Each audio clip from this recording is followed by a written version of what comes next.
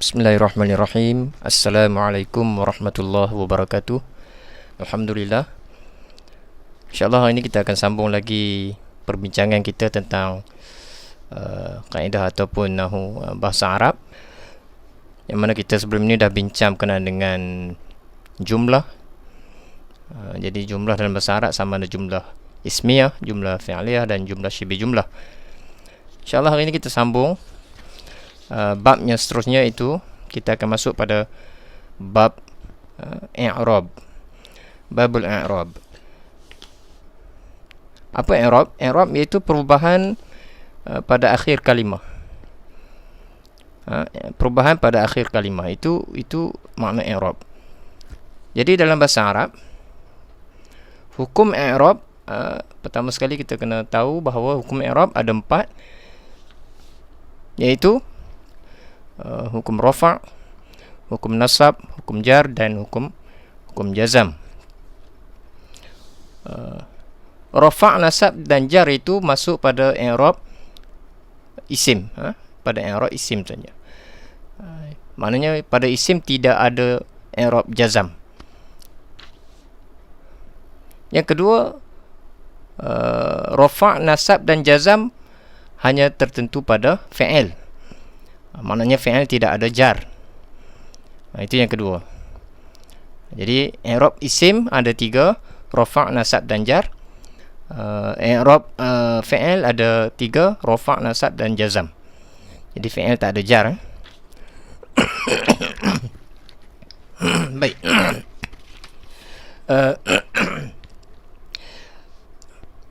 Kalimah-kalimah yang berubah itu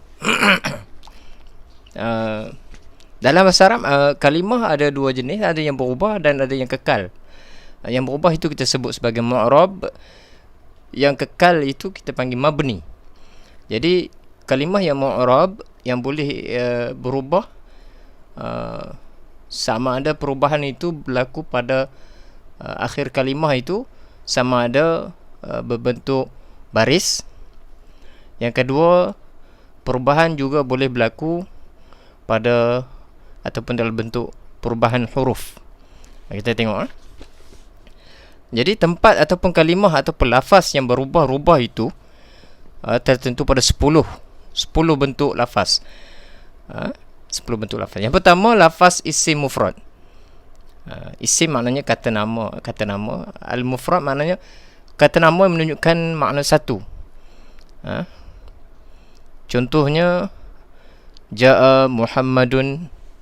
Jadi Muhammadun itu isim mufrad.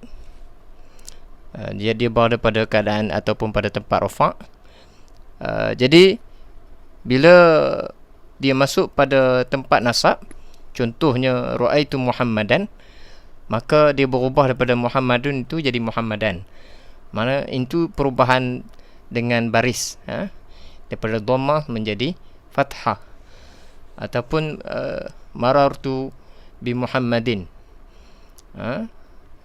saya berjalan bersama dengan Muhammad. Bi Muhammadin daripada kalimah asal Muhammadun jadi Muhammadin, sebab dia duduk pada tempat jar. Okey. Jadi tempat yang kedua ataupun lafaz bentuk lafaz yang kedua iaitu lafaz jamak taksir. Jamak taksir juga dia berubah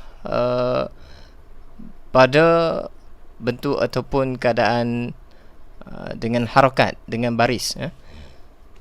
Jamak taksir ini jamak ataupun lafaz yang menunjukkan banyak, dan dia tidak punya kaedah. Jamak taksir hanya berubah, hanya kita ketahui melalui sima'i.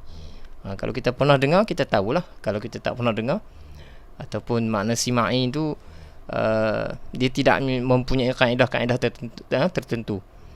Dia bukan kaedah kiasi, tak boleh kita nak kias. Kalau jamak itu gini, kena tambah gini, tak ada. Dia kita tahu menggunakan kaedah sima'i. Jadi nak tahu kena buka kamus, kan? Jadi dia menunjukkan banyak lafaz jamak. Contohnya qalamun jadi aqlamun, rasulun jadi rusulun. Itu jamak taksir. Nama taksir sebab dia pecah. Satu kalimah itu dipecah. Pecah sama ada dengan ziyadah ataupun dengan nuqsan, dengan tambahan ataupun dengan pengurangan huruf. Itu sebab dinamakan jamak taksir. Baik, yang lafaz yang ketiga jamak muannas salim. Jamak muannas salim juga berubah. Dan berubah itu berubah dengan harakat, dengan baris. Jamak muannas salim. Jamak muannas salim macam mana? Kalimah lafaz yang menunjukkan makna ramai bagi muannas. Biasanya dia dengan tambahan alif dan ta lah di hujung. Yang keempat, ismul ladzi la yansarif, isim yang tidak boleh ditanwinkan pada keadaan-keadaan tertentu lah. Jadi ismul ladzi la yansarif itu di i'rab mengikut keadaan dia, i'rab dengan menggunakan baris. Mana berubah pada baris. Yang kelima, fi'il mudhari' yang akhirnya tidak diakhiri dengan huruf illat. Tidak diakhiri dengan huruf illat. Huruf illat ada sama ada alif, waw dan ya. Fi'il yang tidak diakhiri dengan alif, waw, ya itu boleh di i'rab. Tapi fi'il mudhari', fi'il mudhari' bukan fi'il madhi. Fi'il madhi mabni, fi'il mudhari'. Jadi fi'il mudhari' yang diakhir dengan huruf yang selain pada alif dan alif, waw, ya itu di i'rab. Yang keenam, fi'il mudhari' yang mu'tal akhir, fi'il yang diakhiri dengan huruf illat. Fi'il mudhari' yang diakhiri dengan huruf illat sama ada alif, waw dan ya. Jadi 6 lafaz yang pertama ini semuanya di i'rab dengan baris. Di i'rab dengan baris ataupun dengan harakat. Yang ketujuh, al-musanna. Musanna lafaz yang menunjukkan makna dua. Jadi musanna di i'rab dengan huruf. Lafaz yang menunjukkan makna dua biasanya dengan kaedah tambahan alif dan nun ataupun ya dan nun. Alif dan nun itu pada rafa', ya dan nun itu pada keadaan tempat nasab ataupun pada jar. Ketika dia mansub ataupun ketika dia majrur, ya dan nun.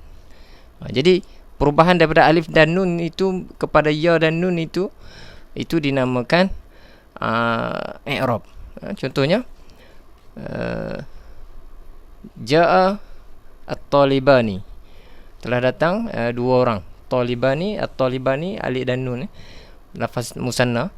Jadi bila dia berubah pada tempat mansub, pada hukum nasab, contohnya ra'aitu at-talibaini.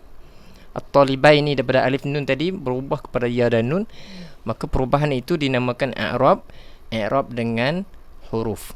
Dia bukan dengan baris dah. Kalau isim mufrad baris, tapi bila isim musanna dia berubah dengan huruf. I'rab dengan huruf. Yang ke-8, jamak muzakkar salim. Jamak muzakkar salim iaitu lafaz jamak yang menunjukkan banyak untuk muzakkar. Biasa tambahan dengan waw dan nun ataupun ya dan nun.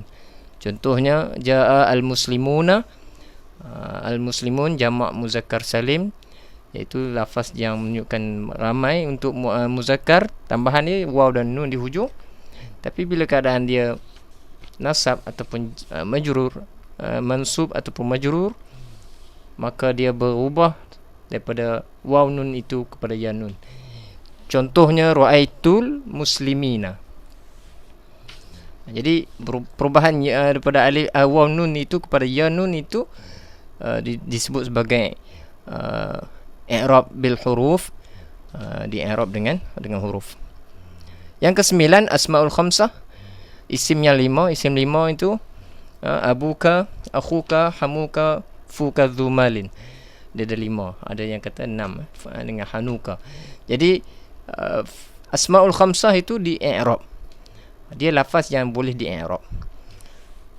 Ikutlah pada tempat rafa' ke, pada tempat nasab ke, pada tempat jar ke. Yang ke-10 iaitu af'alul khamsah. Fi'il yang 5. Fi'il yang diakhiri dengan alif dan nun ataupun waw dan nun, iaitu yaf'alani atau wazan yaf'alani, yaf'aluna, taf'alani, taf'aluna, taf'alina. Jadi 5 fi'il ini dia berubah ataupun dia di i'rab, tapi i'rab dan di i'rab dia adalah i'rab dengan huruf. Jadi 10 lafaz ini lafaz yang boleh di-i'rab sama ada pada tempat rafa', nasab, jar bagi isim ataupun rafa', nasab dan jazam bagi fi'il. Jadi cukup sekadar itu. Mudah-mudahan ada manfaat. Wassalamualaikum warahmatullahi wabarakatuh.